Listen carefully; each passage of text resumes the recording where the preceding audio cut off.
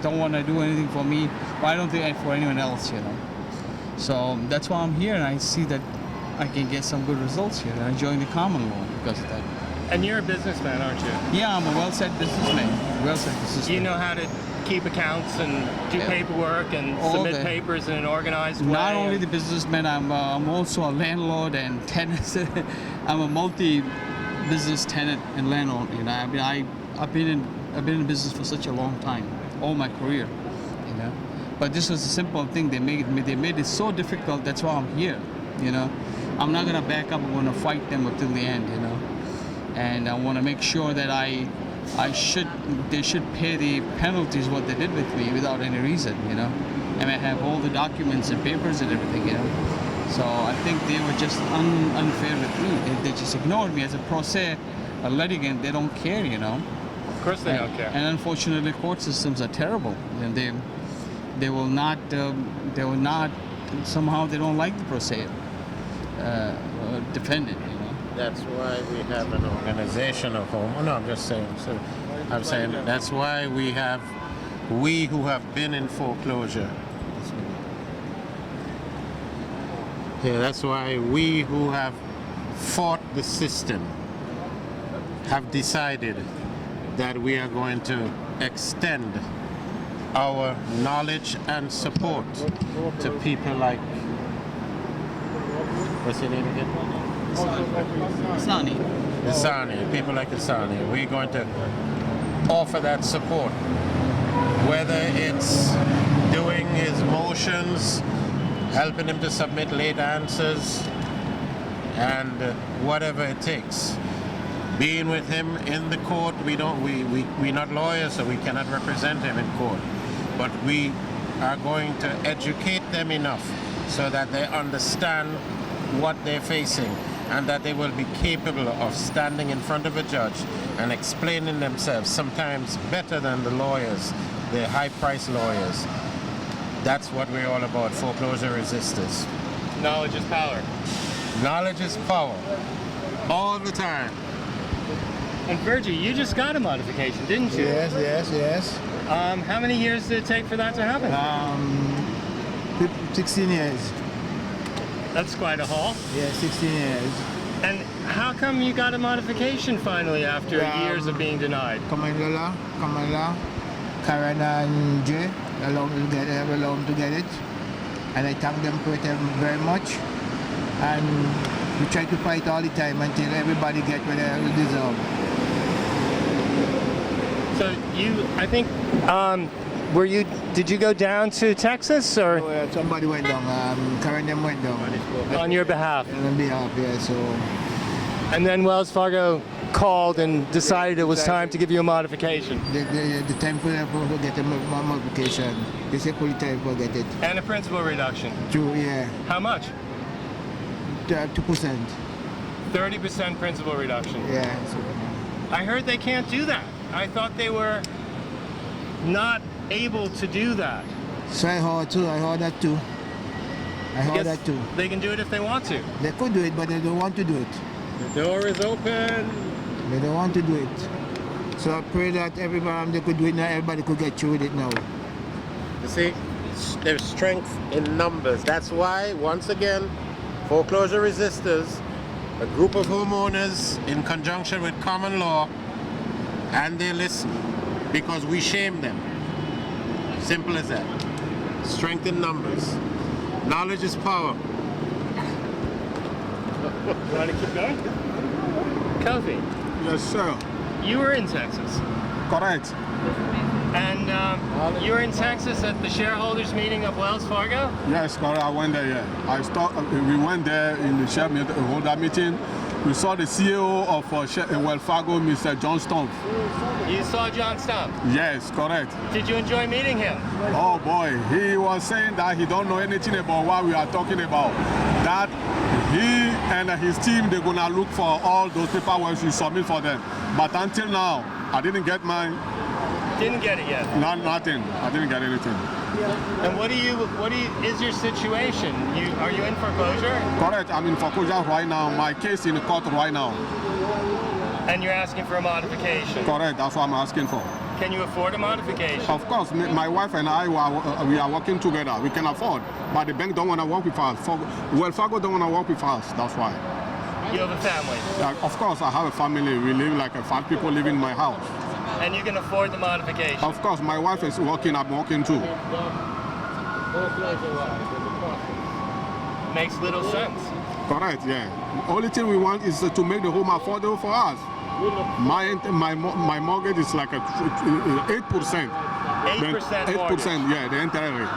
And the mortgage rate now, the going rate is 2.75 or something? Something like that. And 8% is a little high. too high. That's why we are here. We are fighting for that so they can do something. So they could drop your mortgage 5% and still be doing pretty good.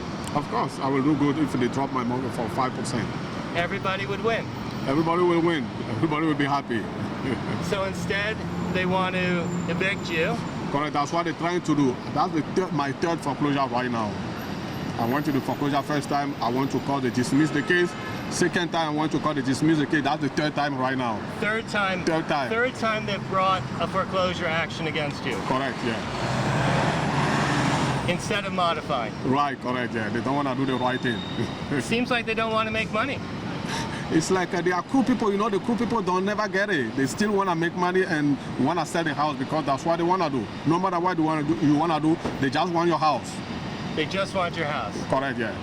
I wonder what for. Maybe they want to move into your house. Maybe that's what we will see. I'm not moving from my house. Yeah. Yeah. I mean, if they sell your house, they're going to sell it at auction for 75% of the street value. Right.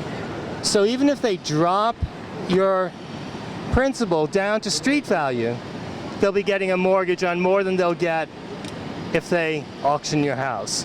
That's why they want to do that. Don't know exactly what they're trying to do. Only thing I know they want to do, they want the house, that's all. They don't want to help people. Nothing, they don't want to help people. That's what they're doing. And you can afford a modification. Of course, I'm affording. My wife is working, I'm working too. It's not like we want anything for free. We just want them to make the home affordable for us. That's all. Well, I hope they respond soon. Thank you. So like it's hard for us to get our message. What's your situation? Sure. Are you fortunate enough to be in foreclosure as well as these other people? Fortunate, we're trying to get a modification. My wife was actually working for Lehman Brothers. They went under. So we were at the cusp of this whole 2008 fiasco, and the banks got their bailout, and it didn't trickle down to the homeowner. So they got their bailout for not being fiscally responsible, and they created the problem, and the homeowner is still reaping havoc, and these guys are not given what they received. They went to the president and asked for money so that we can kind of, stay, that the country wouldn't collapse. So the banks got their money, but they created the problem. That's the irony. They created this problem, and they don't want to reciprocate and take care of the homeowner who is,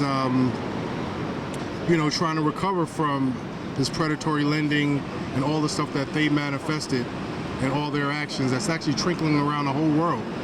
Not just here in the U.S. Everywhere in the world, these loans were sold and sold and sold, and they got their rescue, and we're just asking for our fair share. I hear you. What bank are you with? It keeps changing. It keeps changing. Who were you with last week? Exactly. Aquin was definitely one of the banks. Aquin. Aquin was one of the banks. Have you applied for a modification with Aquin? Several times. Been denied? Yes, several times. Can you afford a modification? Certainly can. So we're just waiting for the shift. Waiting for the shift in the wind. Somebody, to get it so that we can receive our modification. You're working. Yes, And your wife? working. You're both working. We're working. So would you need a principal reduction to afford a modification? That'd be great.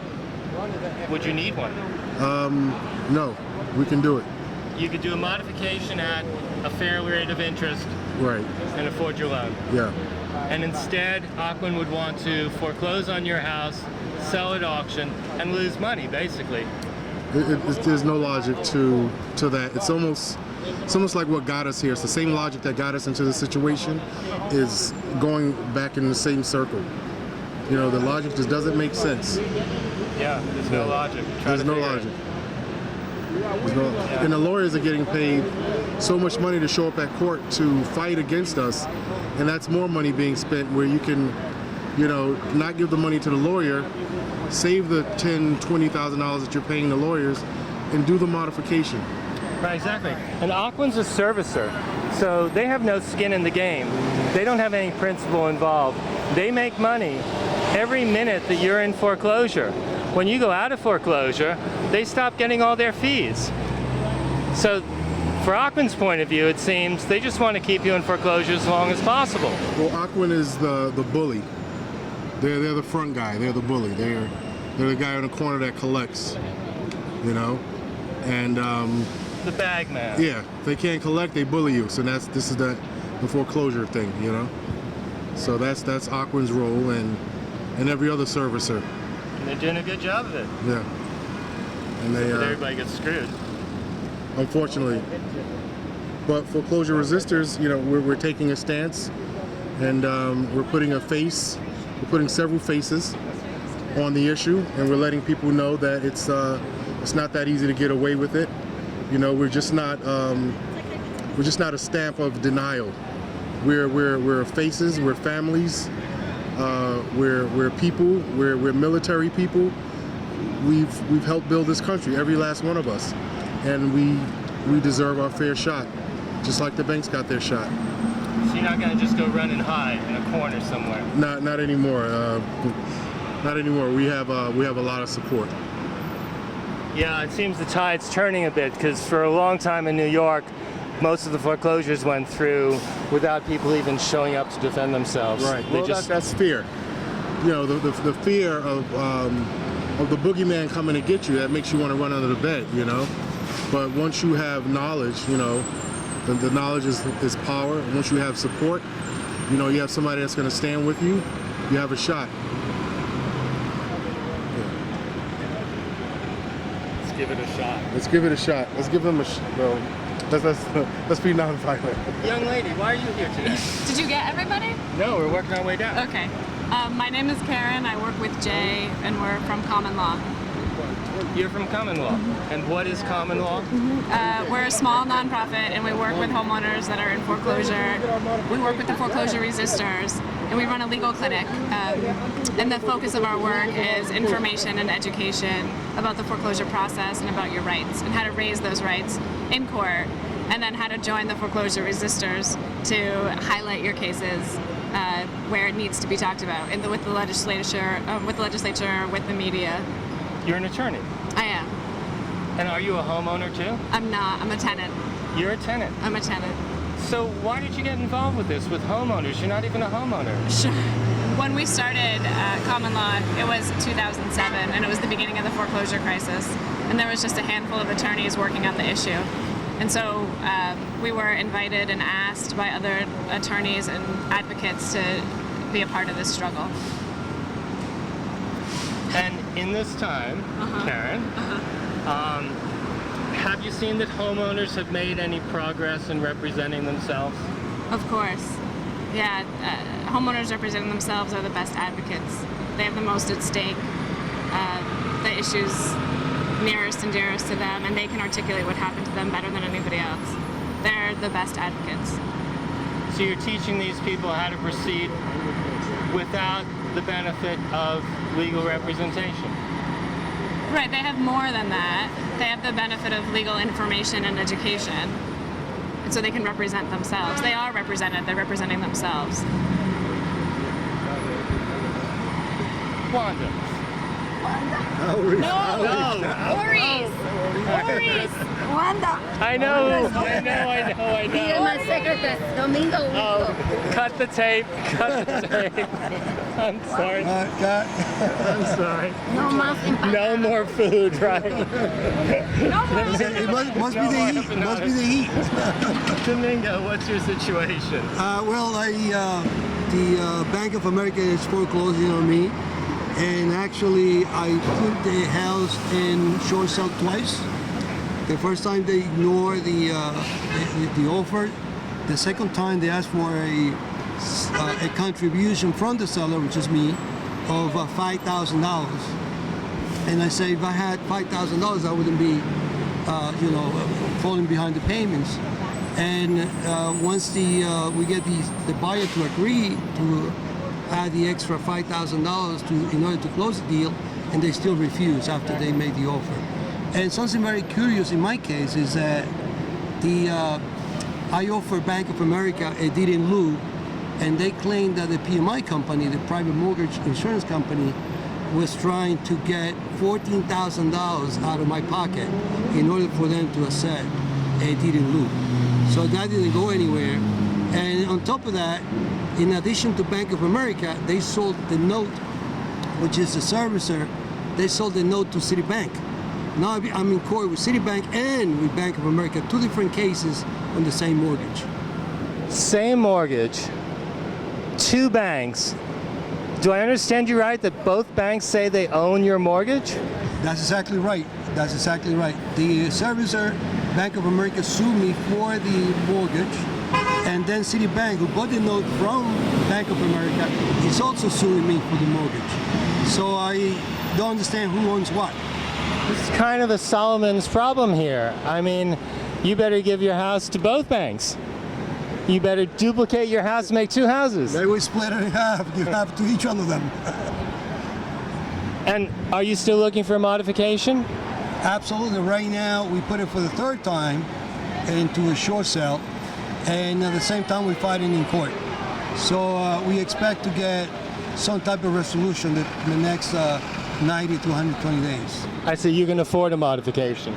Well, I'm trying to short sell it rather than modify it. Yeah. Sir. Hi. Hi. We haven't met. My name is John Cummings. John. Hi, Richard. What's your situation? How come you're standing on this line today? It's a long story. But basically, I had a mortgage with HSBC. So I did a modification with HSBC. Then they sold it to Celine Finance. I did two trials. And for some reason, whenever the trial come to the end, they switch up our personnel. Papers would get lost, and we start all over again. And that's where we are right now. Which is your bank today? Well, Celine Finance. I understand that they sold it to another bank. So you've gone through two trials. You paid every payment? I've gone through 3 trials, yes. Did you pay your payments on time? Yes. And at the end of those trials, what was supposed to happen? I was supposed to get a modification, and they switched up personnel on me. It's kind of stunning. Well, you're hearing the same story over and over. So I'm not unique, That's why I'm here. Okay? Yeah. All right. Thank you. Ken. Yes. You have a story. Yeah, my story is this. First, I would like to say this. I worked for JP Morgan Chase for 15 years, and I have a mortgage with JP Morgan Chase for about 17, 18 years right now. And what happened is that because of their bad investments, they had to downsize. So they downsized my unit, and by downsizing my unit, I lost my job. So in 2008, I was foreclosed on by the company that I worked for. And I submitted about maybe 9 or 10 applications, went in and out of court with JP Morgan Chase, to no avail, no modification, no nothing. They all been denied. One time I submitted an application and they gave me a date of like September 19th, and they sent me a letter saying that my loan was denied, my modification was denied on September 17th, which was 2 days before the notice of my that letter that they sent me, saying that please send me your information, all your information. What was the letter supposed to be that you were going to get? A loan modification. They told you they'd give you a loan modification on September 19th. Right. And then 2 days prior to that, they you received that your loan modification was being denied. Right. And you hadn't even finished it yet. Yeah. And I sent it in on the 19th. Time. Yeah. So they've been giving me the runaround for all these years, and then Chase accepted $25 billion from the government in order to refinance their bad investments, and they were really in trouble in 2008. My loan, all I want. I like to say another thing. Through Chase, I was given a forbearance plan, which I made 6 payments. And what they did was that I called them and told them I would be like maybe 4 days late on the payment. So they said it was okay. Everything was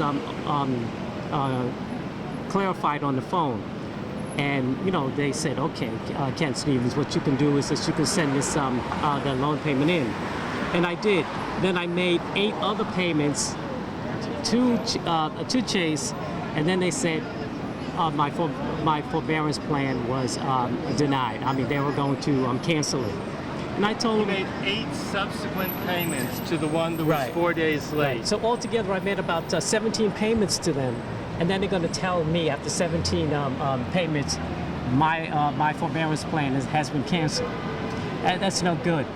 So I went to court again. They took you to the cleaners. Yeah, right. I went to court again, and the JDL, which is the in the settlement conference, they told me that this is bad faith. Chase should not have accepted all those payments and then tell me that my forbearance plan was canceled. So I was in court with them, and I was going to. We did a motion to toll all the monies from that period to the present. The interest and penalties. Right. Yeah.